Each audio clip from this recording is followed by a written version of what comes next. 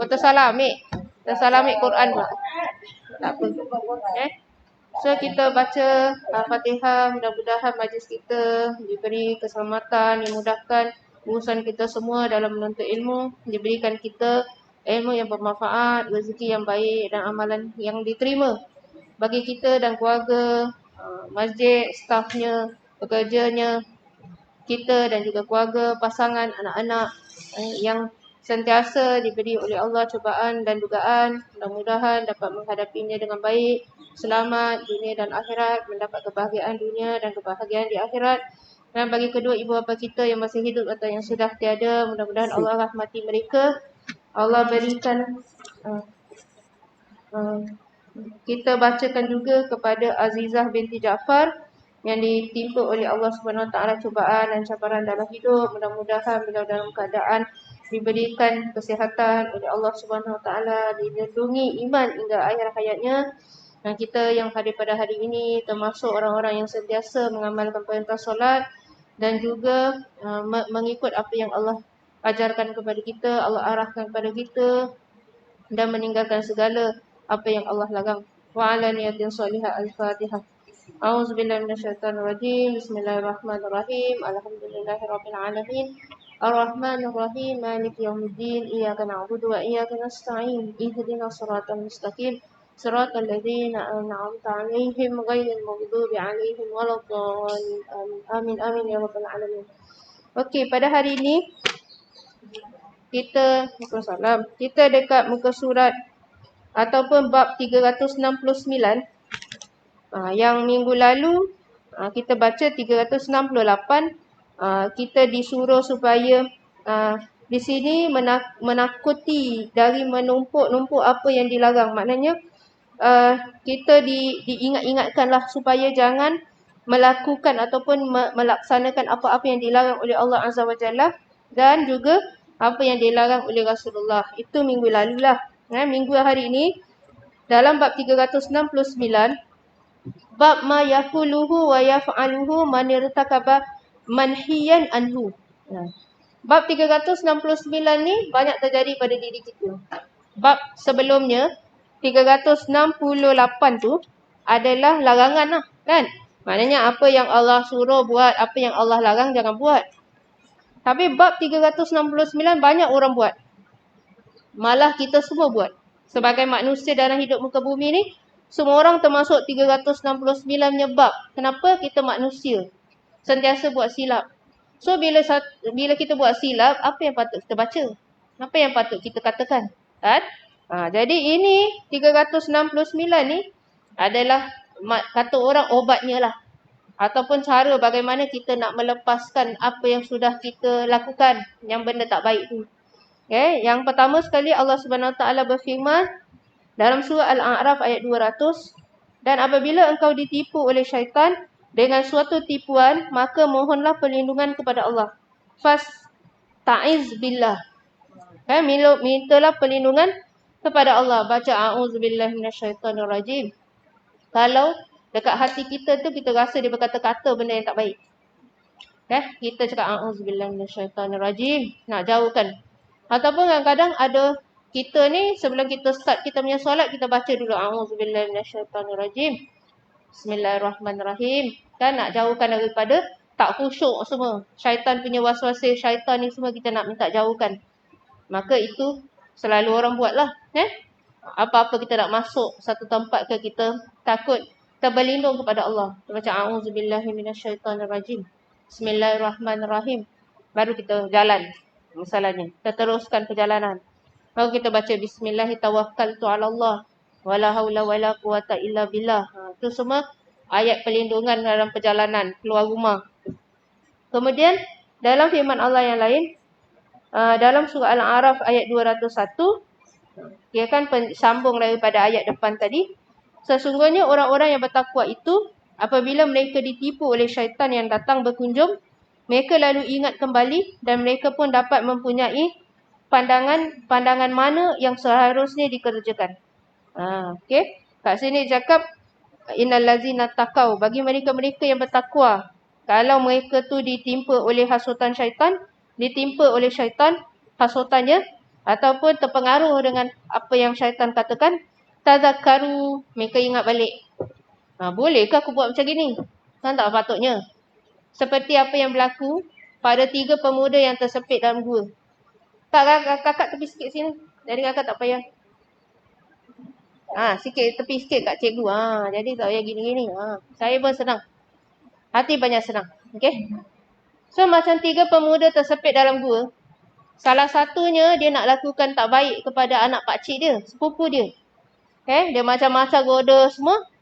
Sampai satu hari tu dia nak lakukan benda tersebut kepada sepupu dia. Maka bila dia nak lakukan perkara tersebut, sepupu dia bilang, janganlah engkau ambil sesuatu yang bukan hak engkau. Lebih kurang macam gitu dia bilang. Pasal dia tak berkahwin dengan lelaki tu. Maka dia punya harga darah dia tu belum jadi halal lagi kepada sepupu dia. Jadi jangan ambil sesuatu yang bukan hak engkau.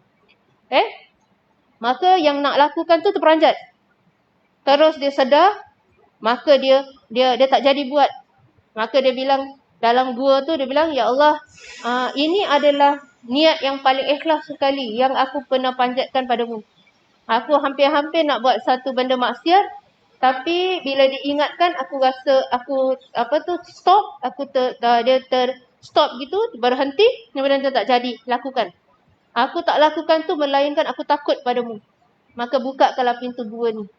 Maka pintu gua tu terbuka. Itu tazakkaru. Ada orang bila dah habis buat baru teringat. Pun ada juga. Kan? Ada yang dah buat tattoo semua, dah lama-lama teringat. Ada yang boleh bersihkan, ada tak bersihkan, tak apa.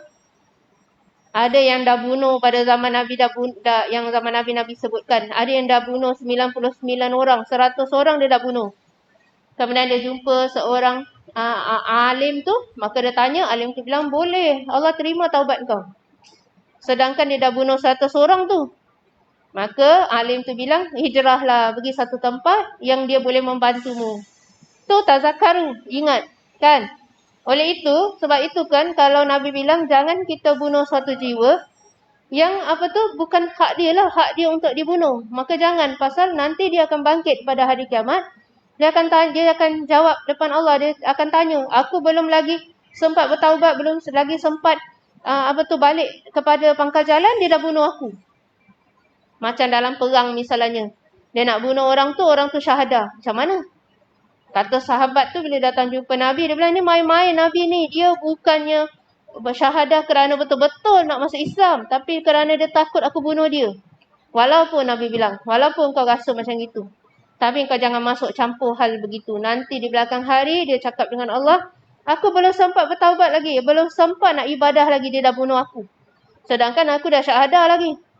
So nanti akan jadi tanggungan kepada orang yang membunuh tadi. Padahal dia bunuh orang ni kerana orang ni musuh lah dalam peperangan dia tadi. Tapi tetap Nabi tak kasih. Okay? Kemudian Nabi tak kasih kita doakan ataupun kita doa nak cepat mati. Depan-depan tak salah kita pernah baca. Nabi tak kasih doa begitu. Kenapa? Kerana dengan kita buat begitu, manalah tahu sisa-sisa hidup tu kita makin dekat pada Allah. Tak tahu. Manalah tahu orang tu bila kita doakan dia panjang umur, dia bertaubat di akhir-akhir hidup dia. Kita tak tahu. Kan? Oleh itu maksud dia peluang untuk tazakkaru, ingat, patah balik, bertaubat, semua masih terbuka lagi. Selagi kita masih ada nyawa. Okay? Kemudian dekat sini sebut lagi, mereka tu kan apa disebut? Ditipu oleh syaitan. Kemudian mereka ingat kembali. Dan mereka pun dapat mempunyai pandangan mana yang seharusnya dikerjakan. Maksud dia, bila Allah dah ingatkan dia semula, kemudian Allah tunjukkan dia jalan mana yang patut engkau pilih. Pasal kita baca Al-Fatihah tu. Ihdinas siratal mustaqim. Siratal ladhina. Tunjukkan jalan apa? Siratal ladhina an'amta alaihim. Tunjukkan kita jalan yang mereka-mereka yang engkau beri nikmat. Jauhkan kita mereka-mereka yang engkau murkai. Kan? Macam gitu. Kan? Oleh itu Allah tunjukkan mana jalan. Maknanya kita nak itulah. Kita tak nak Allah jauhkan, kita tak nak Allah ingatkan kita dah buat silap. Tapi kita juga mahu Selain lagi Allah ingatkan kita buat silap, Allah tunjukkan kita replacement dia apa. Itu yang important. Kan? Macam kadang-kadang ada teori bila kita ajar budak-budak, dia cakap, jangan cakap diorang, jangan lari. Dia lari. Budak-budak kalau kita cakap, cucu ke apa, adik jangan lari. Dia lari. Tapi kita kasih alternatif dia. Pasal budak tak tahu nak pilih. So kita cakap, duduk. Jangan lari, duduk. So dia tahu, duduk. Macam gitu. Macam kita dalam hidup jugalah. Kita nak kena kasih orang jalan. Macam apa nak buat? Nak replace dia, nak tukar dia kepada apa? So itu yang kita dekat sini cakap, fa'izahum mubsirun. Allah kasih dia pandangan pula. Nak buat apa? Nak replace dengan apa? Nak tukar dengan apa? Begitu. Kemudian Allah Ta'ala berfirman, kita boleh juga nak tukar dengan apa-apa dengan kita buat solat istihara. Kita tak tahu apa kita nak buat. Nak pilih apa. Sekarang kita buntu. Apa yang kita boleh buat? Solat istihara. Solat hajat. Minta hajat pada Allah SWT. Nak replace apa ni? Nak buat apa sekarang ni? Kan? Kita buntu kan? Maka kita buat solat hajat. Buat istihara. Supaya Allah tunjukkan jalan mana yang terbaik untuk kita buat. Macam itu lah. Alternatif dia. So bila kita cakap dengan kawan kita, kita cakap dengan adik-beradik kita, ataupun pasangan anak ke apa ke, bila kita cakap, bagus kalau kita kasih alternatif. Sekarang budak-budak tak suka, dia nak cepat punya. Bukan budak-budak je, makcik-makcik sekarang pun nak cepat semua. Pasal kita semua bukan budak je main multimedia tau. Social ni benda-benda IT ni semua. Orang-orang tua pun main juga. Orang tua pun dah bagus pula. Dah Zoom semua dia dah pandai. So diorang pun terpengaruh juga dengan benda yang nak cepat. Kalau lambat-lambat tunggu dia tak main dia nak cepat. So pada zaman kita sekarang dia nak cepat. Sebabkan itu kita dah kalau buat kaunseling, kuasa saya ambil satu bidang kaunseling tu yang saya masih belajar, belum graduate lagi. Tak dapat course dia, saya tak dapat ambil lagi. Dia bukan tak dapat ambil lagi, maknanya sampai situ saya kena stop. Kalau saya nak teruskan ambil sijil, saya kena ambil nombor 3 punya, nombor 4. So whole. So baru 1, 2 saja. 3 ada 4 untuk nak graduate lah. So tak apa, lecturer cakap tak apa, stop dulu, nanti bila-bila sambung lah. Kenapa kita ambil teori ni?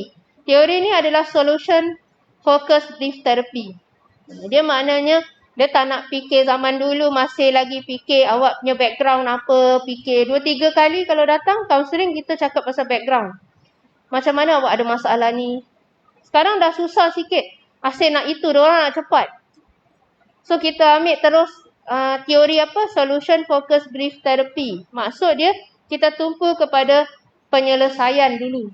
Walaupun sikit kita tahulah background kenapa jadi, tapi kita tak besarkan sangat. Kita lebih tertumpu kepada solution. Nak kasih dia jalan keluar. Kan?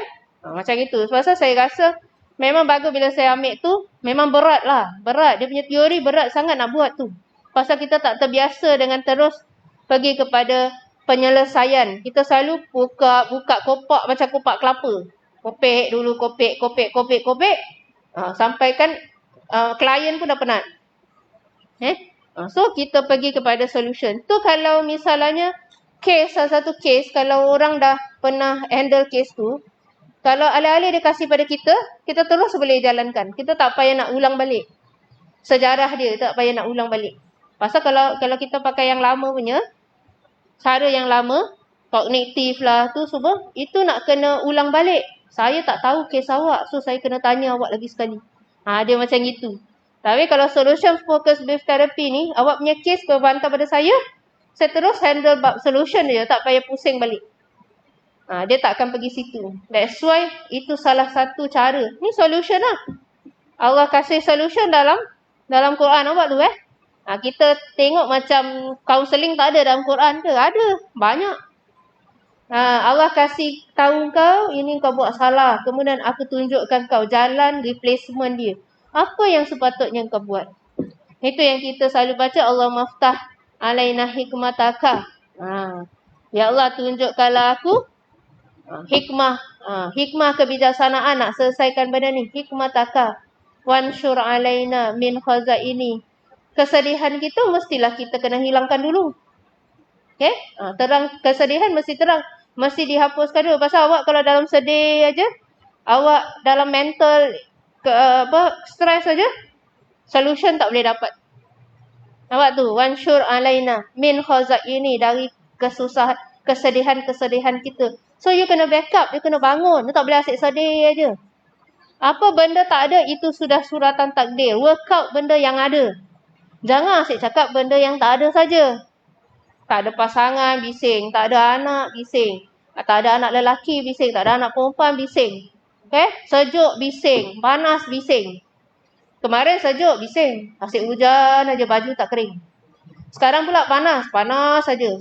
Kering tekak kita. Semua naik angin. Pasal apa? Panas. Kalau cuaca boleh tampar kita, dia dah tampar agaknya. Kau ni apa yang kau nak pun aku tak tahulah. Panas salah, sejuk salah. Okay, nak geduk-geduk pula. Okay, kalau begitu susah. Okay. Sebabkan itu ada satu cerita bila Nabi cakap, nak tak aku tunjukkan kau seorang wanita ahli syurga. Maka sahabat ni cakap nak lah. Dia wanita yang hitam. Okay. Kemudian sahabat ni ikut dia balik. Kemudian nak bermalam dekat rumah dia selama 3 hari. Nak tengoklah apa yang dia buat. Okay. Sudah tentu bila dia cakap macam gitu, dekat rumah ada mahramnya. Bukanlah berduaan saja. Okay. Maka dia pun ikutlah. Tengok hari pertama, dia ni bangun malam, dia tengok dia ni tidur je. Tak bangun pun. Esok pagi puasa. Sahabat ni puasa. Tengok dia ni makan je. Dah sampai habis 3 hari, dia tanya. Apa amalan kau sebenarnya dia bilang, apa amalan kau sebenarnya? Pasal tak nampak pun luar biasa Apa luar biasa yang dia expect pun tak tahu. Kan? Manusia dia expect, dia ni mesti sepanjang malam tak tidur. Agaknya lah. Puasa tiap-tiap hari. Dia rasa lah macam itu Tapi bila dia 3 hari dia tengok, tak ada apa-apa. Biasa aja. Maka wanita ni bilang, aku buat biasa-biasa saja. Biasa aja. Tapi apa yang aku amalkan sentiasa, dia bilang, bila aku dalam keadaan sakit, aku tidak berangan untuk berada dalam keadaan sihat. Apabila aku dalam keadaan susah, aku tidak berangan dalam keadaan senang. Apabila aku dalam keadaan panas, aku tidak berangan untuk dapat geduk-geduk di bawah bayang-bayang supaya redup. Macam kita panas sekarang kan, dia bilang, kalau lah hujan kejap lagi sedap sikit. Tapi nanti ada capi dia, tapi janganlah hujan aja. Nanti nak pergi makan angin pun kat dalam Singapura tak boleh. Nak piknik pun tak jadi. Baru buka hujan, tutup lagi camp. Kita punya tapi banyak. Okay? Perempuan ni cakap gitu. Dia bilang, it's very simple life. Kalau aku dalam keadaan sakit, aku tak pernah menginginkan keadaan sihat. Maknanya kalau dah sakit, kita workout lah. Bila sakit, makan ubat, apa. Tak adalah cakap, kalau lah sihat kan bagus. Kalau lah sihat kan bagus. Asyik kau pusing situ je. Workout lah something. Okay? Dia tidak pernah menginginkan sesuatu yang bukan hak dia pada satu ketika. Kalau dia susah, tak pernah cakap, kalau lah senang boleh pergi haji, umrah Sekali bila senang, tak pergi. Kalau lah rumah sebelah masjid, kan bagus. Setiap kali kita sembahyang fardu kat masjid. Sekali rumah sebelah masjid, terus tak datang. Lepas tu setan datang. Setan bilang, apa kata kau sembahyang sebelah je? Kau sembahyang kat rumah kau ke kau dengar azan kan? Penat kau nak magi. Pagi-pagi pakai tudung, pagi-pagi susah. Banyak orang gitu. Kalau lah rumah sebelah masjid situ. Kalau lah boleh duduk Masjidil Haram kan bagus, tak balik-balik. Dah duduk situ nak keluar pula. Manusia lah.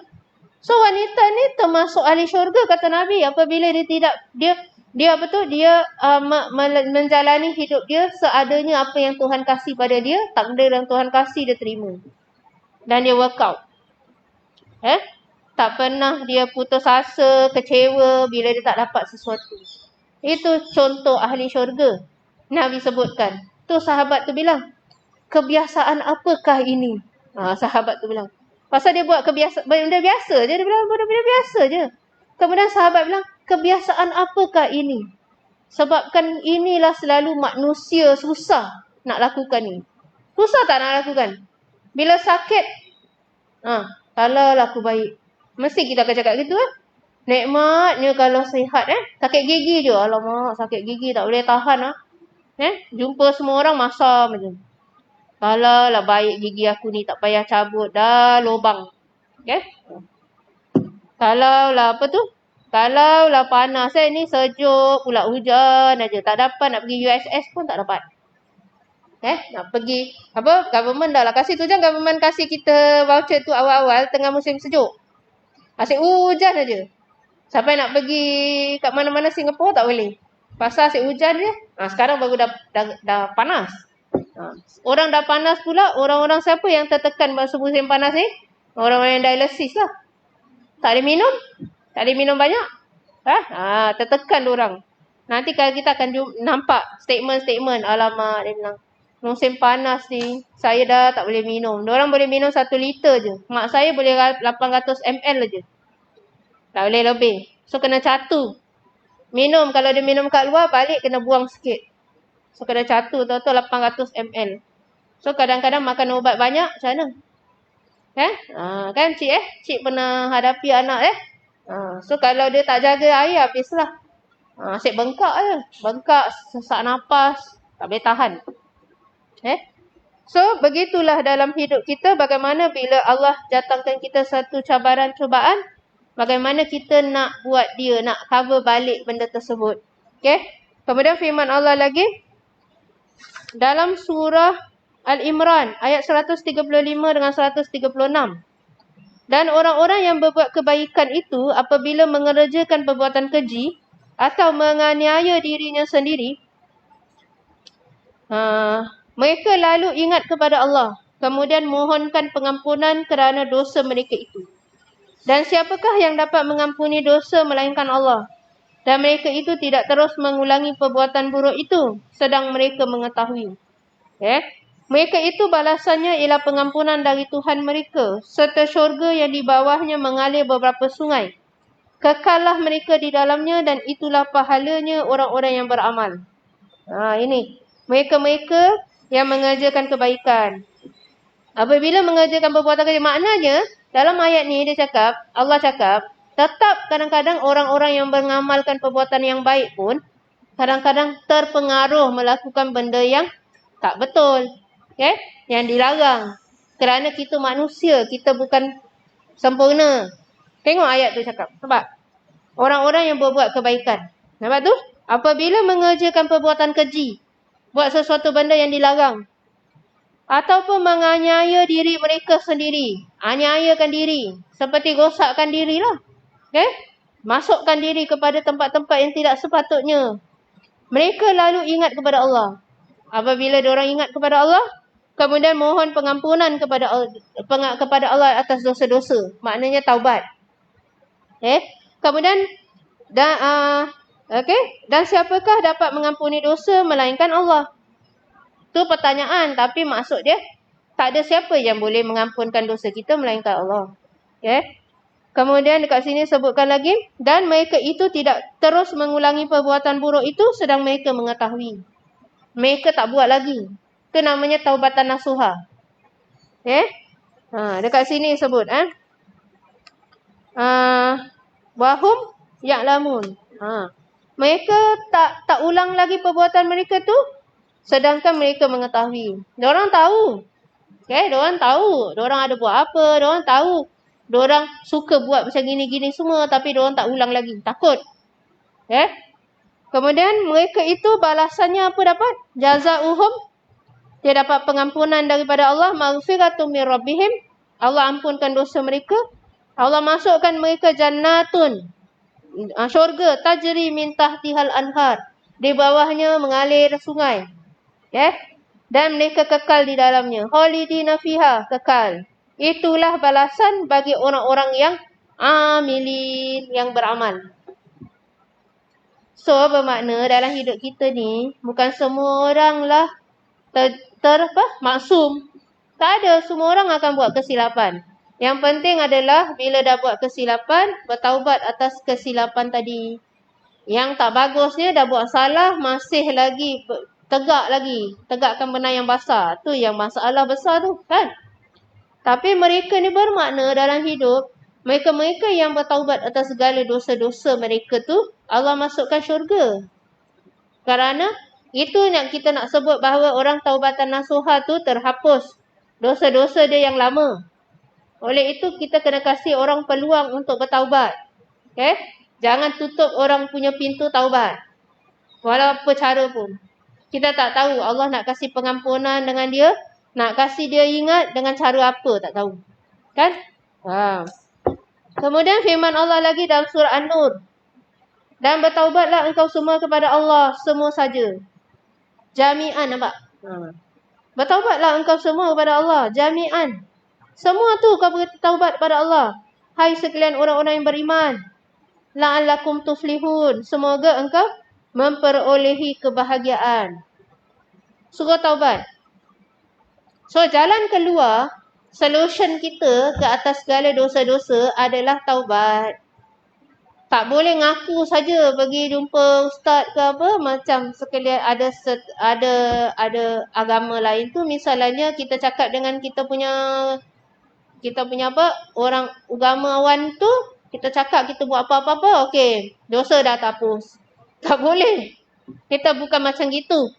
Tak boleh cakap aja, tak boleh mengaku aja, tapi kena amal. Kena taubat, jangan buat lagi. Tu namanya taubatan nasuha. So kalau kita nak tahu taubatan nasuha, dia punya pengertian yang ayat yang sebelumnya tadi. Maksudnya dah mengaku, jangan buat lagi. So kalau buat lagi macam mana? Solution dia apa? Kalau buat lagi, taubat lagi.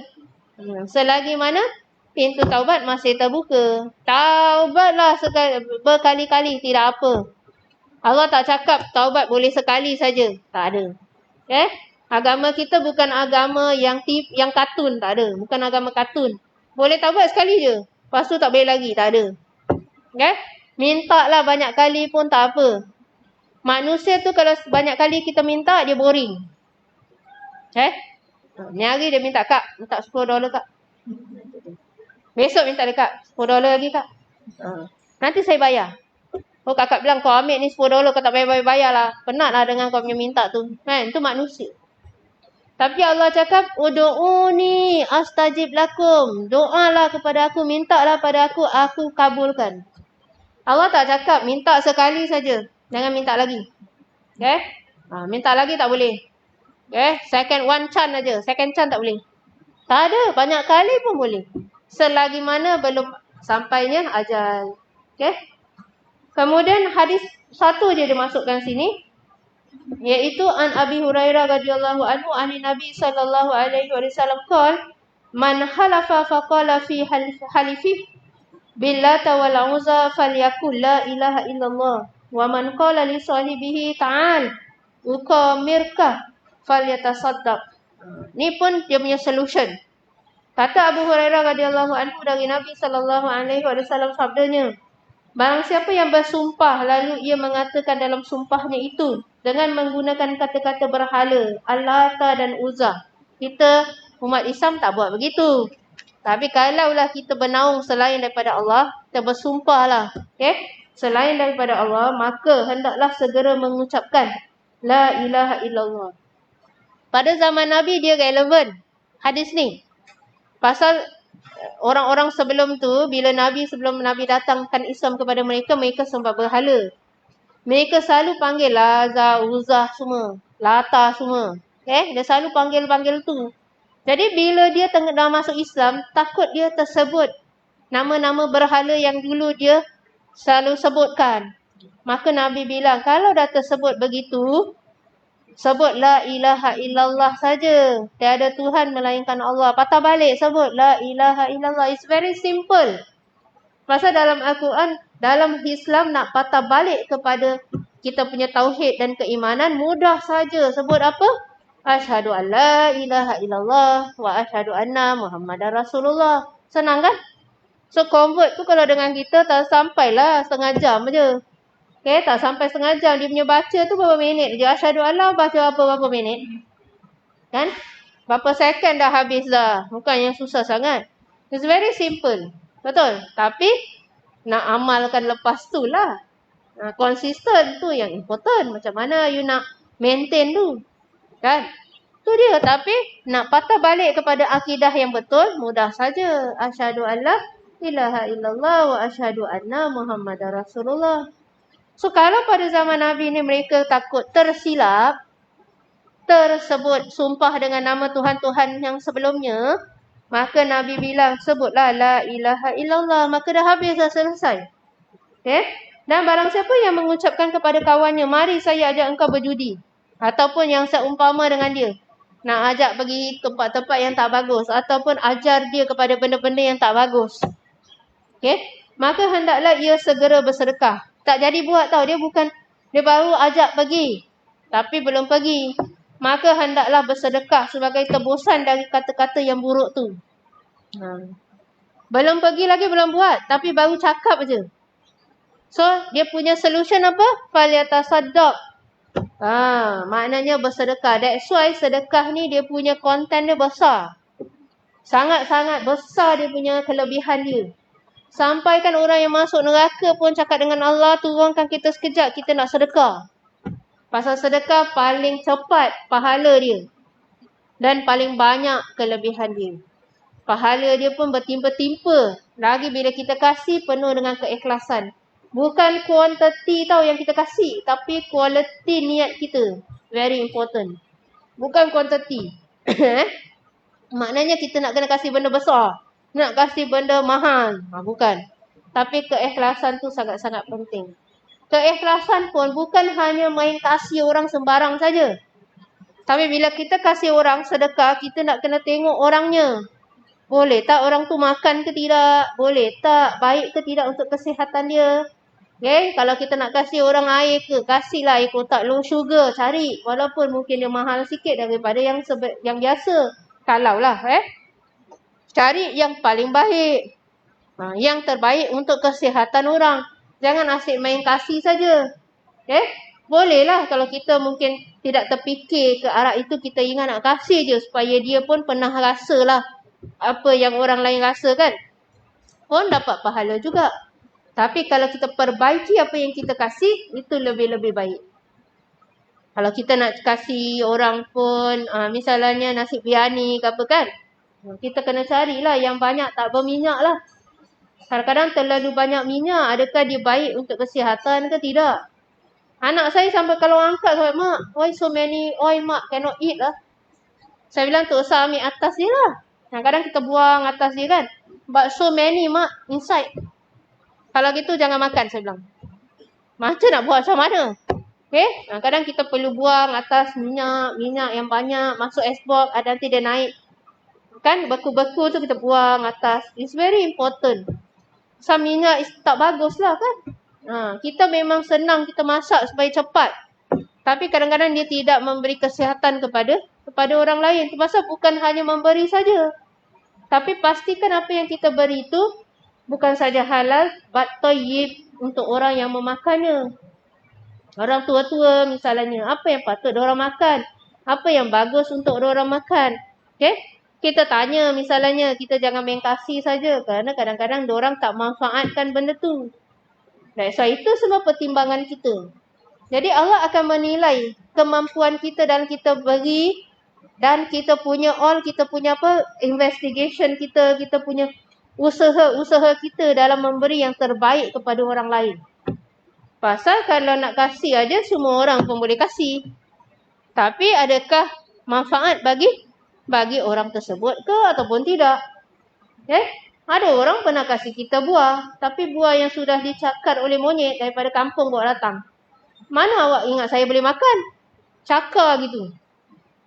Kalau 3 biji yang dicakar, tak boleh ke kasih yang cantik sikit? Kita nak kasih orang ke yang cakar? Tak boleh. Saya kasih saya punya jiran tu, tapi jiran saya tu dia kasih makan burung. Okey lah. Saya bilang, not you you jangan makan. Ni awak nak kasih burung makan, okey lah. Burung pun biasalah makan kan. Benda-benda tu pada dorang okey perut dorang. Perut manusia tak boleh.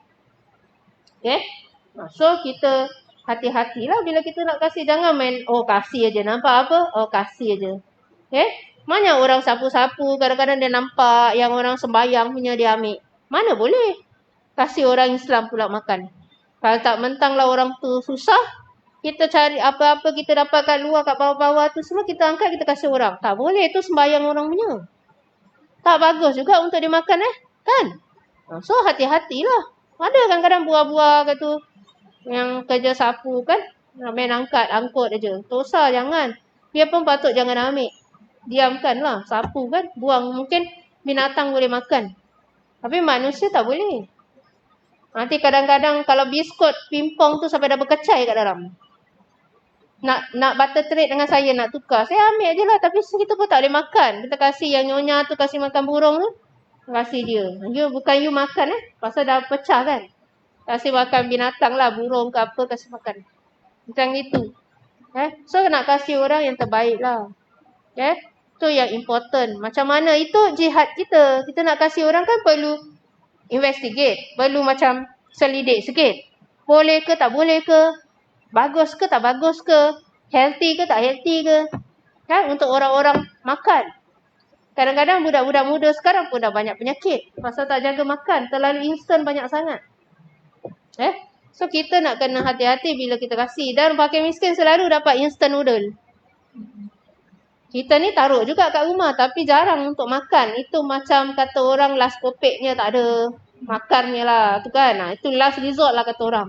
Tapi bukan untuk consume selalu. Tapi bila kita kasih pakai miskin, saya tengok je selalu ni instant noodle mesti banyak. Kan? Instant noodle. Mungkin sardin okey lah. Kalau zaman dulu, yelah zaman sekarang kadang-kadang kita tengok sardin pun mahal juga satu tin tu. Pun bila kita kasih warga tua, hati-hati jangan kasih yang lepeh punya. Lepeh susah warga tua nak buka. Kasih yang tin gitu yang dia boleh senang dia nak ompel. Tu semua perlu kita fikirkan bila kita nak kasih. Pasal kalau yang lepeh tu kita nak gini, makan kita punya energi tu, kita yang kuat pun kadang-kadang alamak, stres juga nak buka tu So itu cara kita bila kita nak memberi faliyatasaddaq tu, bukan hanya memberi saja, tapi dia ada banyak perkara yang perlu kita fikirkan bersesuaian dengan orangnya. Mesti sesuaian dengan orangnya. Apa lagi misalnya? Buah-buahan. Macam mana? So kadang-kadang diorang tak boleh potong pun. Kalau nak potong pun tak boleh. So kena beli yang dah siap lah. Ataupun makanan tak payah potong punya. Seperti anggur, tak payah potong. Kena cari seedless pula. Takut nyonya tu, apik tu ke makcik tu tercekik. Kan? So lah itu semua perlu carilah. Perlu fikirkan bila kita nak kasih. It's not easy. Kan? Tapi bila kita tidak ada kemampuan ataupun kita tidak ada kepakaran dalam benda tu, kita kasih je pun, mudah-mudahan Allah menerima lah segala pemberian kita. Yang penting keikhlasan. Dan Allah tengok kadar ilmu orang tersebut. Kalau kita yang punya ilmu tersebut, kita dah tahu, kita dah tak dibuat. Orang lain yang tak tahu, Allah akan beri dia balasan bersesuaian dengan kemampuan dia. Pasal dia tak tahu. Dia tahu dia nak kasih aja. Dia tak ada fikir sampai ke tahap tu. Tapi kalau kita dah beri hikmah bijaksana sampai ke tahap tu, maka kita nak kena hati-hati bila kita nak beri. Macam Nabi setiap hari kasih makan wanita Yahudi kan? Yang tua tu kan? So dia kasih makan apa? Benda lembik. Betul lembik. Bila Abu Bakar take over, Abu Bakar main kasih je makanan. So dia dapat differentiate. Dia dapat bezakan. Ni yang selalu datang tak macam gini. Kau siapa dia tanya? Yang selalu datang jumpa aku tu siapa? Pasal Nabi dia kasih bersesuaian dengan orangnya. Nah itu hikmah bijaksana yang perlu kita ada. Alright baby? Kemudian itu yang disebutkan faliyatasaddaq. Maknanya perkataan salah pun bila kau ucapkan, engkau mesti macam mana kau nak hapuskan dosa kau tu? Faliyatasaddaq dengan bersedekah. Tak cakap sedekah apa, tak cakap kuantiti bersedekah. Tak cakap.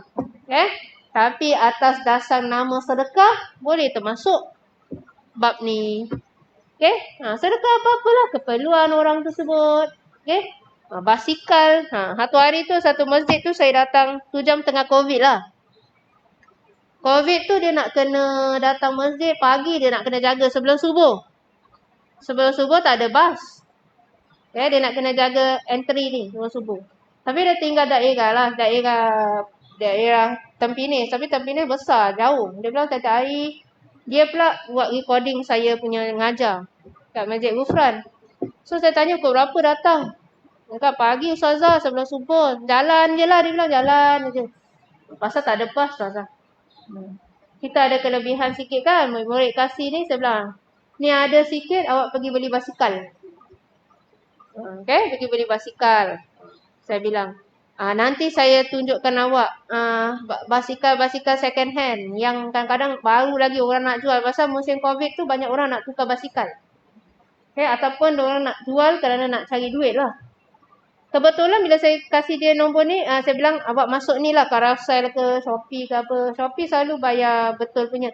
Carousel selalu orang jual balik. So saya dah kasih dia duit, saya bilang secepat mungkin lah beli. Saya bilang nanti boleh bawa pergi masjid, bawa pagi-pagi.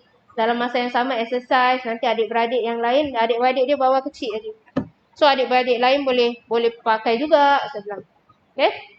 So esoknya minggu depannya saya datang lagi. Setiap minggu saya jumpa dia sekali. So datang lagi, dia bilang, dah beli Ustazah. Kebetulan hari tu ada orang nak jual dekat tempi ni MRT. Saya jumpa dengan dia. Saya ambil basikal dia. Saya bilang, bawa lah pergi masjid, pakai. So, itu kita kasih orang transportation. Dan semua adik-beradik yang boleh pakai. Itu kelebihan. Kasih orang bersesuaian dengan diri dia. Okay? Memudahkan urusan orang, Allah akan memudahkan urusan kita. Saya bilang, ni bukan saya, tapi murid-murid saya yang kasih awak bantuan awak untuk awak manfaatkan dengan sebaiknya. Ya, macam itu. So, itu boleh buat begitu kalau kita nak. Ya, ada orang nak belajar kereta, tak ada mampu sekarang. Dia nak bawa. Sekarang Singaporean dah banyak bawa Grab pula. Kita dah jadi driver pula. So, mungkin government kena ambil perhatian lah, supaya benda ni jangan berlaku berterusan. We have no choice. Kebanyakan ambil Grab sekarang. Semua. Adakah nanti Singaporean jadi semua driver nanti? Kita tak ada kerja lain. So, bahaya cikgu dari segi apa? Socially Singaporean tu bahaya tu. Nanti jadi kelas keberapa pula? Bahaya kalau kita tak fikirkan. Oleh itu kadang-kadang ada yang mungkin nak bawa bas ke apa. Kita encourage bawa bas. Macam mana nak ambil kursus apa semua. Kita doronglah, bayarkan. Kan mandala alal khair kafa'ilihi, siapa yang menunjukkan kepada kebaikan sama macam dia yang melaksanakannya. Okay, kita pergi kepada muka surat 370. Ini panjang sekali hadis dia. Okay, terlalu panjang. Tapi tak apa, kita cuba baca. Ini bahagian Dajjal. Jadi bab yang seterusnya ini tak ada tajuk. Okay, dia cakap ni beberapa hadis yang berserakan. Dia beberapa hadis yang berserakan. Tidak termasuk dalam bab tertentu. Dan yang sedap-sedap dirasakan. Maknanya sedaplah untuk kita pelajari. So maksud dia macam gitu. Kemudian hadis ni tak pernah lah orang nak baca panjang-panjang ni. Kalau ceramah pun panjang sangat. Dia ambil separuh saja. Okay. So dekat sini disebutkan daripada An-Nawas bin Sam'an radhiyallahu anhu qala zakara Rasulullah sallallahu alaihi wasallam ad-dajjal zata ghadatin fahaffada fihi wa rafa hatta zanannahu fi ta'ifatin nakhli. So maksud dia kat sini dari An-Nawas bin Sam'an radhiyallahu anhu katanya Rasulullah sallallahu alaihi wasallam menyebutkan perihal Dajjal pada suatu pagi. Kakak tengok dekat kamera tu, saya ada termasuk dalam kamera tak? Pasal saya tadi diri, sekarang saya duduk. Kakak dah tengok dalam kamera tu? Tu. Saya takut dekat rumah tak nampak. Kakak tengok kat kamera tu, ada nampak saya tak? Pasal orangnya tak ada tadi. Boleh nampak tak? Kepala separuh pun tak apalah. Okey nampak? Okey, berat. Kesian nanti Kak Aini tengok. Dekat sana tak nampak. Okay. So dekat sini disebutkan An-Nawas bin Sam'an katanya Rasulullah sallallahu alaihi wasallam menyebut Dajjal, perihal Dajjal pada suatu pagi. Ni kita tengok sahabat cakap. Kadang-kadang Nabi ni dia sebut tentang Dajjal. Pada satu pagi tu Nabi tengah cakap pasal Dajjal ni lah. Beliau sallallahu alaihi wasallam menguraikan Dajjal itu kadang-kadang suaranya digendahkan dan kadang-kadang dikeraskan. Kadang-kadang begitu, sahabat bilang. Kadang bila Nabi cerita pasal Dajjal ni, kadang-kadang suara dia keras. Kadang-kadang suara dia lembut ke bawah. Low tone. Kemudian, dan Dajjal itu sendiri oleh beliau sallallahu alaihi wasallam kadang-kadang dihinanya. Kadang Nabi hina dia. Dan tetapi kadang-kadang dibesarkan hal ehwalnya. Sebab amat besarnya fitnah yang akan ditimbulkan olehnya itu. Sehingga kita semua mengira seolah-olah Dajjal itu sudah ada di kelompok pohon korma. Maksudnya dah dekat dengan kita. Macam dah ada dengan kita ni. Nabi cakap tu macam dia dah wujud ni depan mata. Kadang-kadang cakap suara keras, kadang-kadang suara ke bawah. Maknanya macam dia kadang-kadang sedih agaknya. So suara dia macam menurun. Kadang dia keras kan. Kadang-kadang dia cakap macam dia hina si Dajjal ni. Tapi dalam masa yang sama dia besarkan cerita Dajjal ni. Ehwal Dajjal ni dia besarkan. So itu yang dirasakan oleh sahabat-sahabat waktu itu. Kemudian dalam masa yang lain pula, setelah pada suatu ketika kita pergi ke tempatnya, ni dalam cerita yang lain lah. Beliau sallallahu alaihi wasallam kiranya telah mengetahui apa yang ada dalam perasaan kita. Kata sahabat, satu hari tu kita jumpa dia. Kita jumpa Nabi. Seolah-olah Nabi macam tahu apa yang kita tengah fikirkan dalam perasaan kita tu. Lalu bertanya. Kemudian Nabi tanya, ada persoalan apakah engkau semua ni?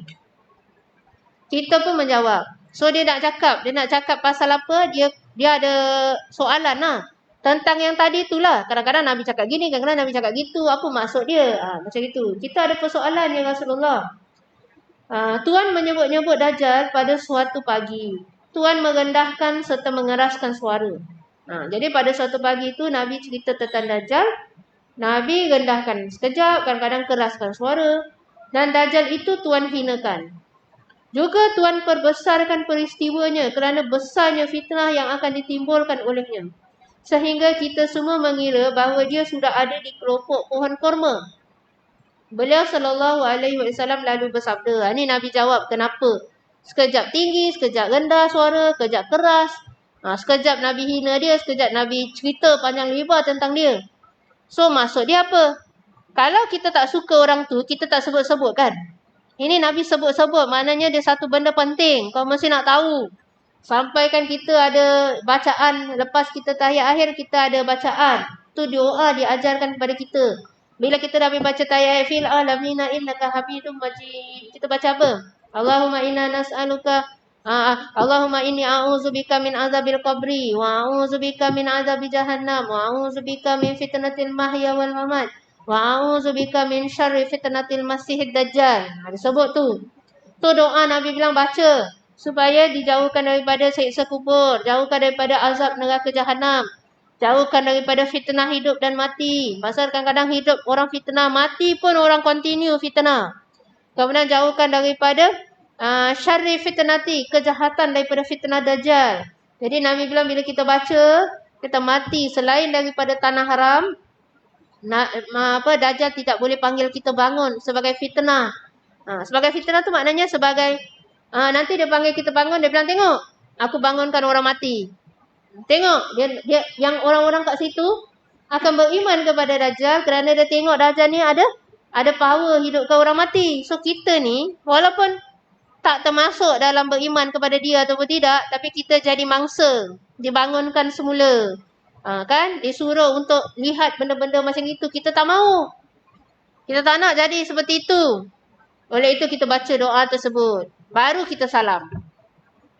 Itu boleh dapat. YouTube boleh cari lah, dekat internet boleh cari. Allahumma inni a'udzubika min azabil qabri wa a'udzubika min azabi jahannam wa a'udzubika min fitnatil mahya wal mamat wa a'udzubika min syarri fitnatil masihid dajjal. 4 perkara minta jauhkan.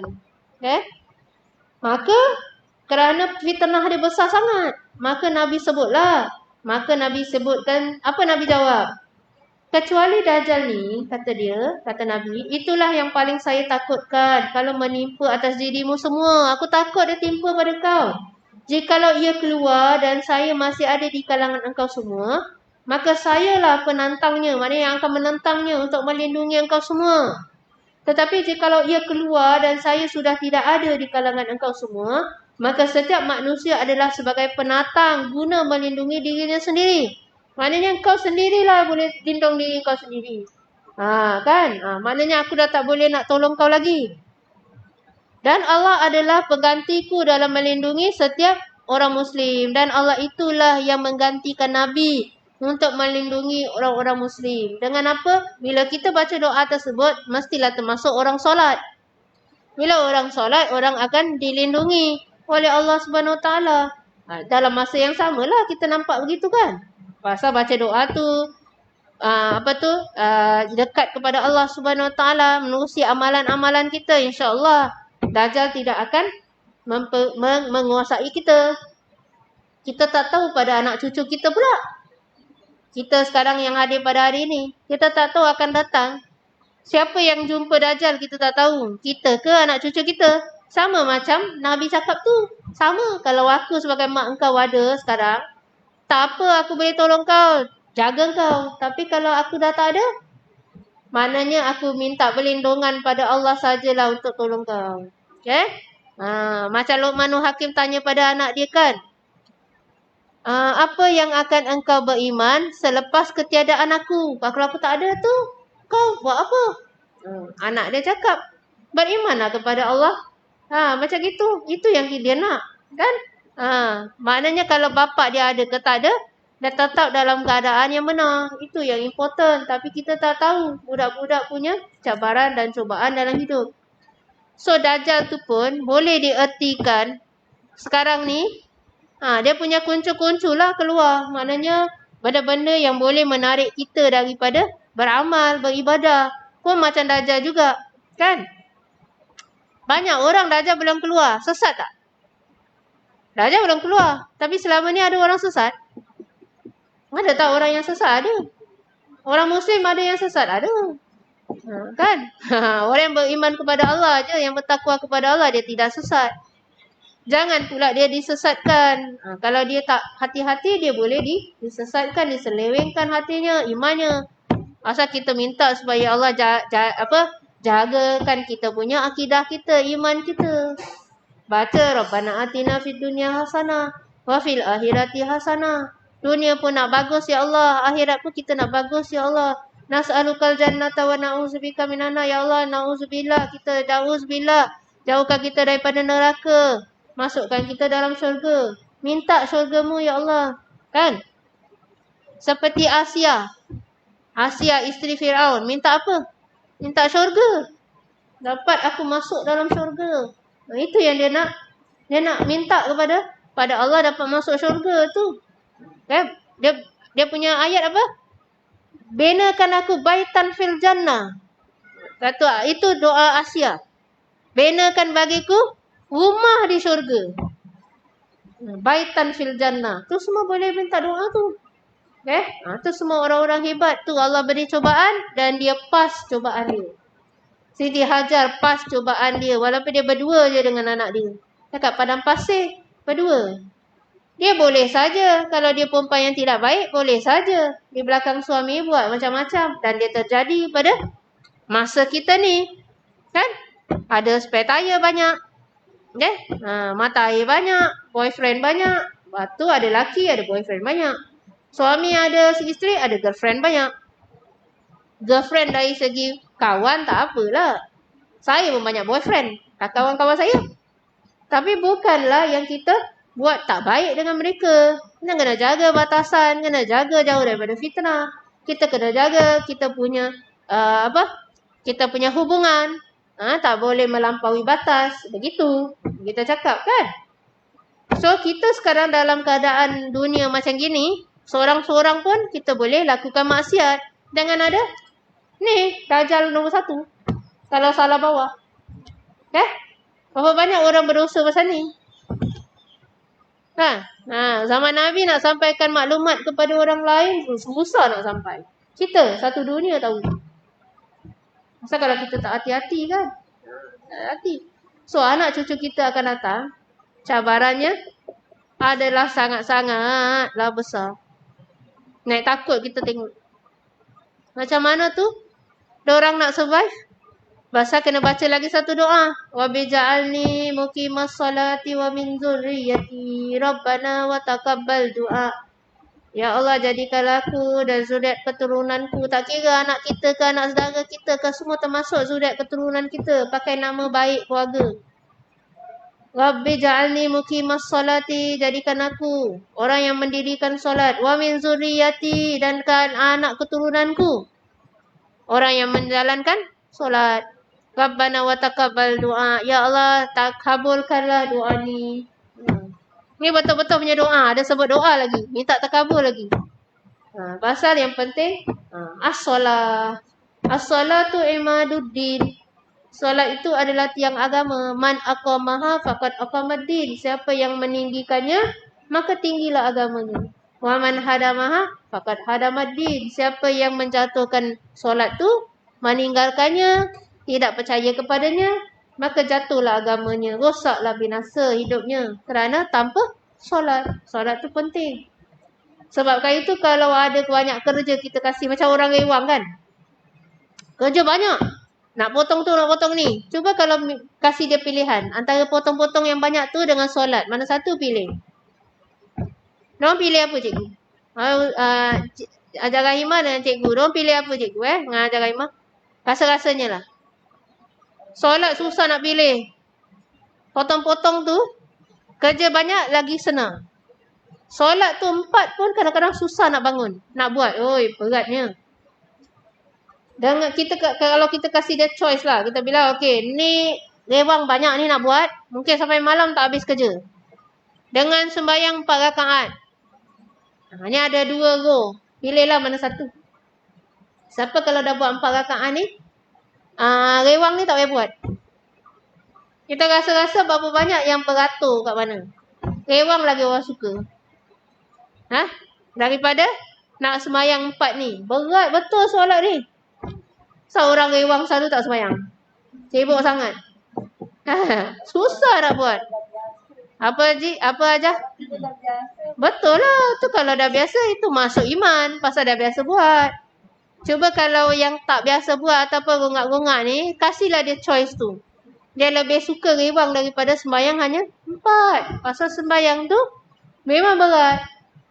Itu pasal cabaran, cobaan ni Allah kasih 5 je satu hari. Itu pun 5 kadang-kadang gongak, kadang terlupa, kadang tersasul. Kadang terlebih rakaat, kadang-kadang terkurang. Kadang-kadang ikut suka hati kita je. Rakaat pertama baca qul huwallah, rakaat kedua pun qul huwallah. Tak ingat rakaat pertama baca apa. Lost kita je main kadang-kadang. Kata tersasul lah, atau apa, tertidur lah, terlupa lah. Ada je pasal. Ni 5 je. Saya baik tak 50 kemarin dulu Kalau Nabi naik tu dapat 50, agaknya pengsan kita. Pengsan. Tu 50 tu turun 5. Pahala dia macam 50. Tu pun kata Nabi yang jumpa Nabi Muhammad waktu itu tu pun 5 tu, aku rasa umat kau tak boleh nak buat. Tu 5. Betul lah dia cakap, tak boleh nak buat. Minta lah lagi. Nabi bilang malu lah aku nak naik lagi. Kerana memang Allah datangkan perasaan malu tu memang kerana memang nak stop at 5 je lah. Kan? Tapi tu berat tak? Berat tu 5. Kalau dia tak berat, semua orang dah boleh angkat punya. Berat tu. Pada macam nak angkat apa? Satu batu piramid tu nak angkat. Kan? Budak pun kadang-kadang selekor je. Pusing. Nantilah. Cikgu nantilah. Kalau kita suruh cucu ke apa, nantilah nenek. Wait lah, 5 minit. Dia punya 5 minit jadi 10 minit. Tu jadi setengah jam. Tu berat betul. Pasal baca doa tu. Rabbi ja'alni. Kalau nak baca dapat waktu sujud pun tak apa. Rabbi ja'alni muqimas solati wa min zuriyati rabbana wa taqabbal du'a. Nabi pun ingat pada generasi yang selepasnya. Takut. Kita pun patut ingat kepada generasi kita yang selepasnya. Kena banyak baca doa. Okay. Kita rasa kita kena berhenti sampai sini dulu. Pasal hadisnya panjang. Okay. Nanti kita baca separuh-separuh insyaAllah. Okay. InsyaAllah. Okay. Astaghfirullahalazim. Subhanakallahumma wa bihamdika asyhadu an la ilaha illa anta astaghfiruka wa atubu ilaik. Bismillahirrahmanirrahim. Wal 'asri innal insana lafi khusr illa alladziina aamanu wa 'amilus shalihati wa tawassaw bil haqqi wa tawassaw bis sabr. Wa sallallahu ala sayyidina Muhammadin wa ala alihi wa sahbihi wa sallam. Walhamdulillahi rabbil alamin. Wabillahi taufiq wal hidayah. Wassalamualaikum warahmatullahi taala wabarakatuh.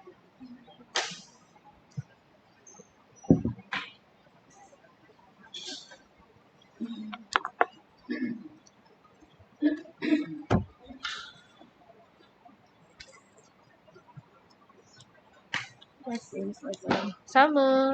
Jumpa lagi. Dah lupa pula nak on ni. Betul lah tak dengar tadi. Sebaik ada pakai ni.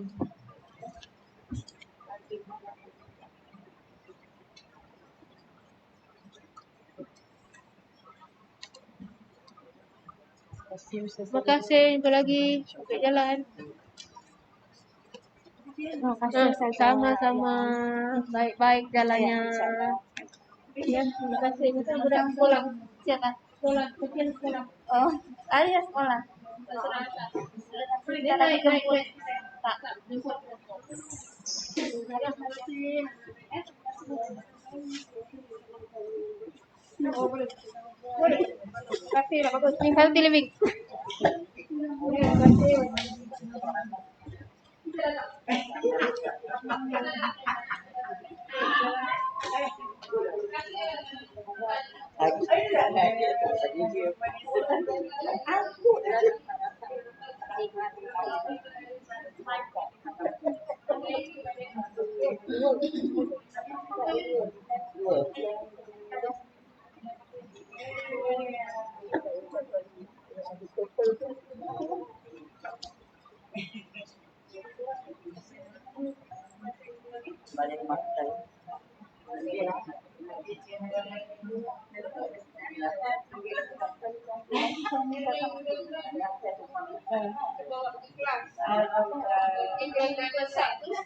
Orang makan sama-sama.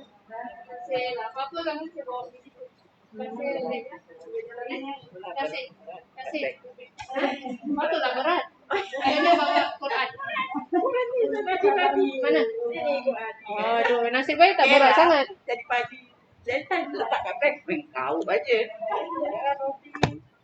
Tidak ada. Dari siapa nak balik ni?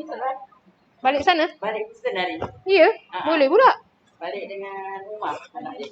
Baru dah mula kat madrasah balik, kita tak nak balik sana. Dia dah mula. Baguslah. Jadi macam ada sistem lah. Kat sana Dia macam apa? Dia tahu ada saya bagi makan kat rumah. Tadi datang anak-anak dia. Lepas tu? Tanya baru. Kenapa tak nak ikut Umi balik sana? Nak. Tak boleh angkat. Dia bilang dia nak turun. Dia punya kasih, dia tak boleh. Dia tak boleh adapt. Bagus lah.